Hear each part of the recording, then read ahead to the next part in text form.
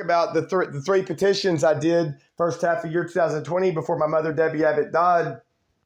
3 petitions for involuntary commitment. My mother did one on me, Scotty Abbott, August rather. I never even got the copies of it. August 2015.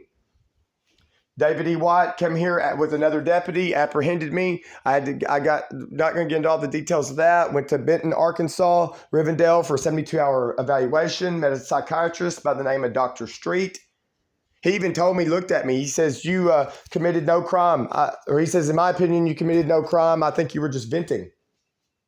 When I get back, a Deputy Rutledge escorted me in shackles from Rivendell when it was time for the probable cause court hearing. Circuit Court, Montgomery County, Arkansas, probate. Presiding judge, Judge Jerry Ryan. Had a unannounced, a Deputy Shauna carries me into the side room, Montgomery County, Arkansas. I'm not in shackles. I'm in civilian clothes. Fuzz Robbins got me out of the shackles up there in the sheriff's office, the old location, Malada, Arkansas, United States of America. I had to put my knee up on the bench, up on the wall, one knee at a time, so Mr. Fuzz Robbins could access the back of my ankles without having to fully bend over and get me out of the shackles. Or I guess that's the protocol to do it. I've never been in shackles until then.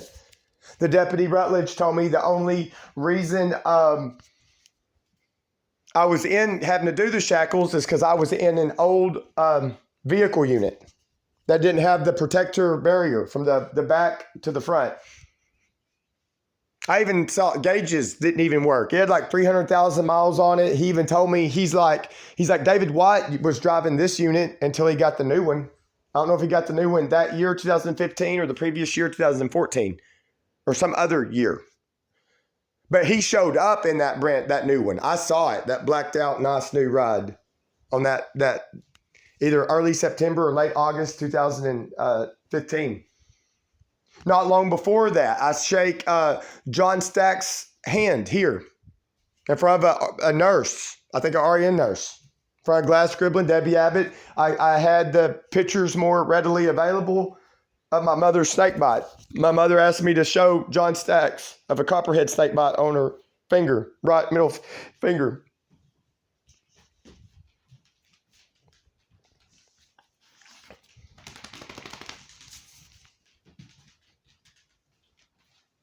That Brian Johnson, whoever never introduced me or shook my hand and said, hey, I'm your court-appointed attorney.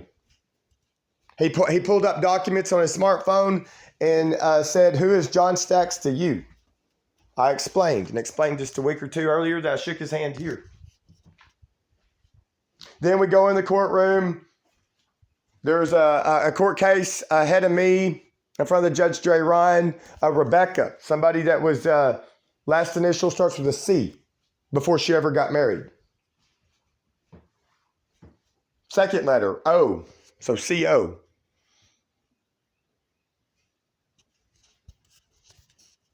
I don't think I would be able to, if that was real, if it wasn't a mock trial or a mockery at something, I don't think I'd be able to disclose the details of that. And that's really nobody else's business. It sounded like it was a custody matter then.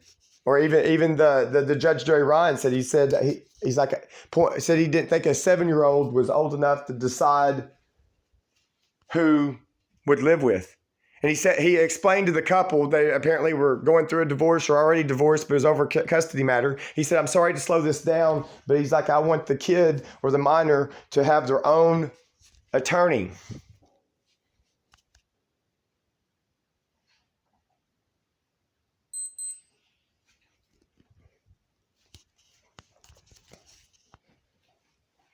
Then I went. The Judge Jerry, before that, before court even started with the first case, the so-called court-appointed attorney I had, Brian Johnson, would walk over and talk to the Andy Ryder. I guess he was there as a prosecutor. I don't know what they were there on their job titles. He had to be. He was the probate prosecutor anyway. For Montgomery County, Arkansas, and Polk County, Arkansas. They'd go back and whisper. Larry Parker Sr., born 1953, brought my grandmother there, Gladys Scribbling.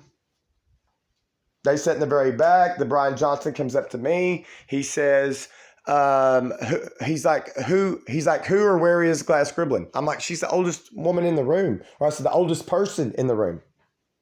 She's probably about 90 at that time. Age of 90. No, she's probably older than that. She's probably like 92 or 93. He goes to the back where she's sitting and asks why Debbie, my mother, did not show up. And she said Debbie was not feeling well.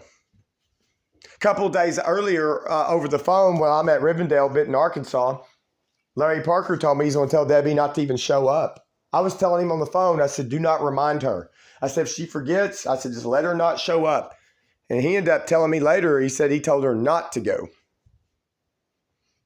But when would my mother always listen to Larry on something like that, you know? I think my mother already felt guilty about it. I know how she goes on that.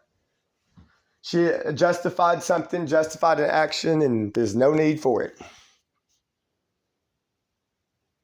And it proved, see, that's what ended up being, without getting into details, I'll say Family Matters with my mother, Debbie Abbott, it proved her to be very, very hypocritical with me.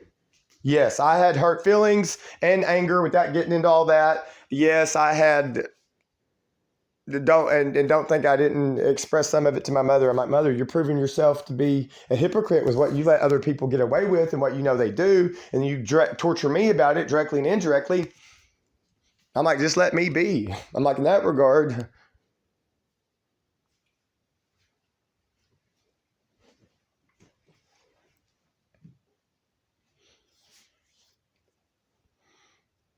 And when the presiding judge, Circuit Court, Montgomery County, Arkansas, Judge Jerry Ryan said to Andy Reiner that he may begin.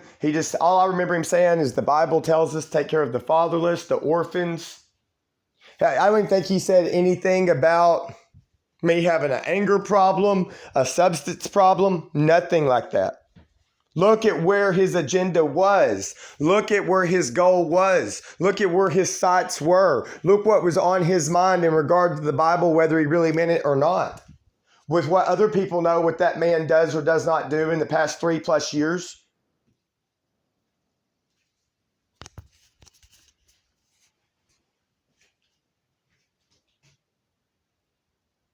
I look at something online earlier this year. Again, this is the 8th day of April, year 2023. I see something. I never clicked on the website. I think it said Baptist something, but it was talking about like Andy Reiner and his wife had endured the long, hard battle of infertility, being childless. Are they still childless? It should absolutely have nothing to do with me.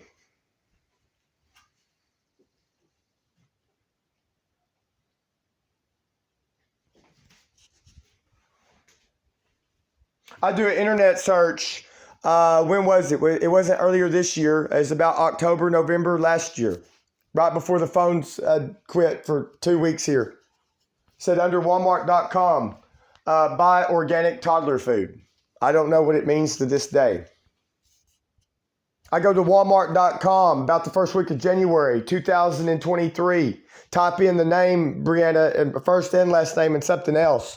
It starts like saying like, oh, she's been a great help. It brings up a book, The Passions of Brianna. How do you want to buy it? It's spelled Brianna. That was just a couple of mornings after Kid Bree spent the night here in the living room on that air mattress. I still have it, but it's deflated.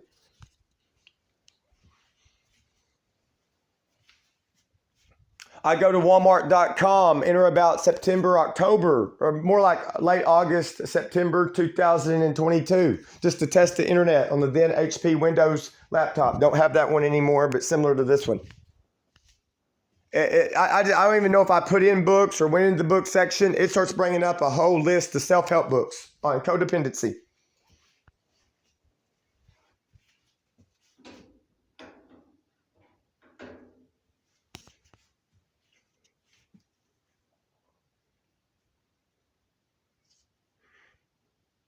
Anyway, after that, Judge Jerry Ryan told that circuit probate prosecutor, September 2015, you may call your first witness. He said in like an irritated tone. He said he didn't have a witness or a medical document. Then Judge Jerry Ryan looked at me and said, Mr. Abbott, you're free to go. I said, thank you, sir. Then looking at my direction across the room, this Andy Reiner, this is my first time to ever hear him speak in person, and still the same to this day. How sick and twisted is this going to become? How sick and twisted is this going to become?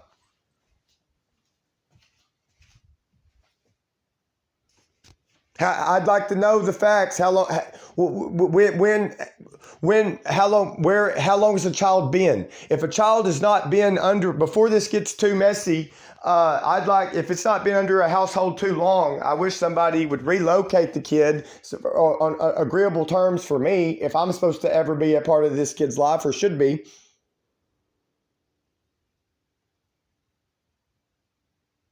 If the kid has not been under a roof that long, see, look how compassionate I sound. That long, it's like, oh, the kid's been under there, what, for 4 years?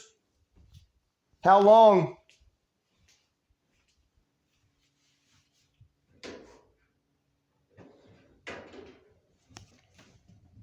What's the motive? Have people already been... I wish people could separate them. Whoever has these people, have they talked about child support? Are they the type to talk about child support? Or they even legally do such? Like I went to earlier, is that not partly been their motive the whole time? Is wanting asset, wanting land, or to corner Scotty in a financial area? Or degrade Scotty even more? Talking about myself, Scotty Abbott. I was born Scotty Parker less than 3 years later. My mother's last then legal husband, Doyle Abbott, adopted me. I think she did most of the groundwork for it. Oh, the person who did the adoption papers was William H. McKim out of his private practice, locally known as Bill McKim. I've been in John Maddox II's office, private practice, twice. I've seen him in district court, Montgomery County, Arkansas, more than once, sitting by Rebecca Martin over the years. Rebecca Martin is a longtime colleague of Andy Reiner.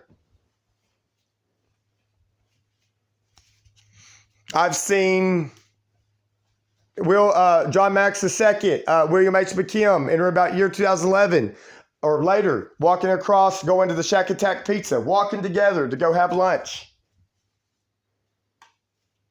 A woman I dated in the past by the first name Dawn, she used to tell me, she says, I know when they have lunch together, you can't trust them. She says, I know when you have all these attorneys down to the judge, when they're supposed to be doing this for you, and then you see them eating together, you know it's not fair. Anyway, going back to that day, yeah, that's what the Andy Reiner said. The September 2015. It's like the day after Labor Day.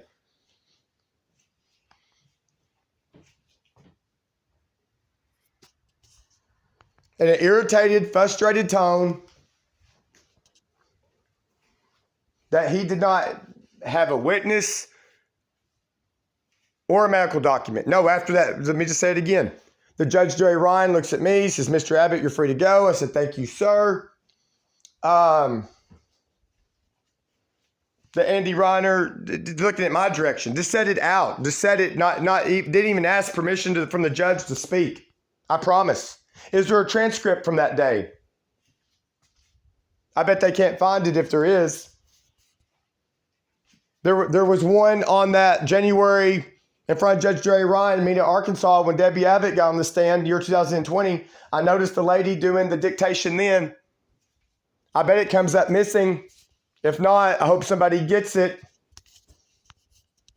And if there's still one in existence from the September 2015, I want it. I want it fast. I'm not going up there asking for it. We're usually, $200-300 and something dollars? They got to type it out. I want one. I want one. That'd be good as gold. Caution, smoke ahead. It's going to be funny. They won't have any. How many people know? What do they know that I don't know? What is the right to the pursuit of happiness? It's not. Remember that. Not to get not to be contradictory. It's not in the grounds to deny others the pursuit of happiness. on your constitutional right. You're not supposed to deny others the right, the pursuit of happiness, right? At your own gain, at your own benefit, at your own desire.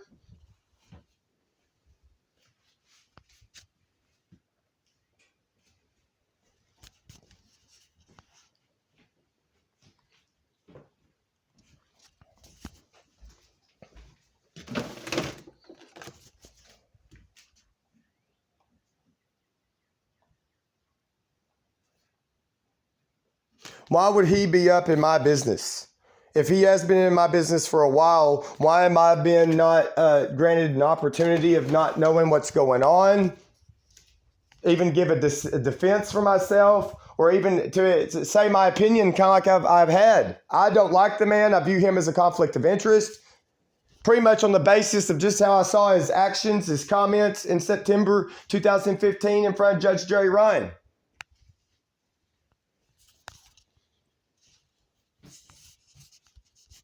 And then I thought before the end of 2020, after I did 3 petitions for involuntary commitment through Rebecca Martin, the victimization coordinator, Montgomery County, Arkansas, United States of America, I even wrote on a file folder when I sent her an email one day of a video clip, like January, early February 2020, in regard to my mother, then living mother, Debbie Abbott, Scotty Abbott, and talking.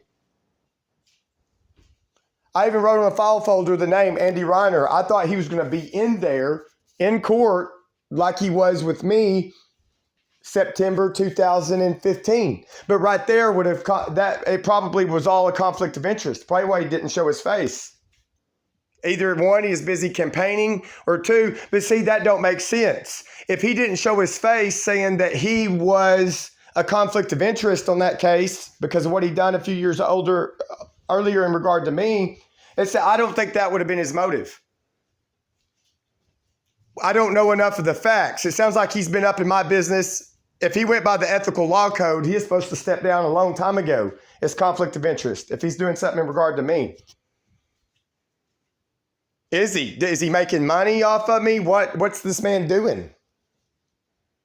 Why am I learning from Don McIntosh and J.C. Baber before fall of 2021, before that they're all meeting up together at drug court, Malta, Arkansas, and exchanging phone numbers?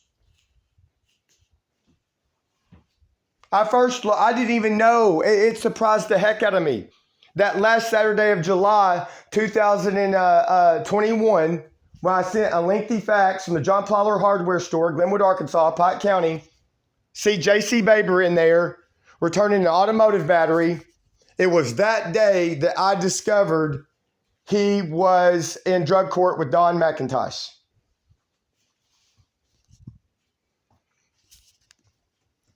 And I found it peculiar that she didn't tell me. It might have been a time later than that, over the phone, like in August 2021, that he said they exchanged phone numbers.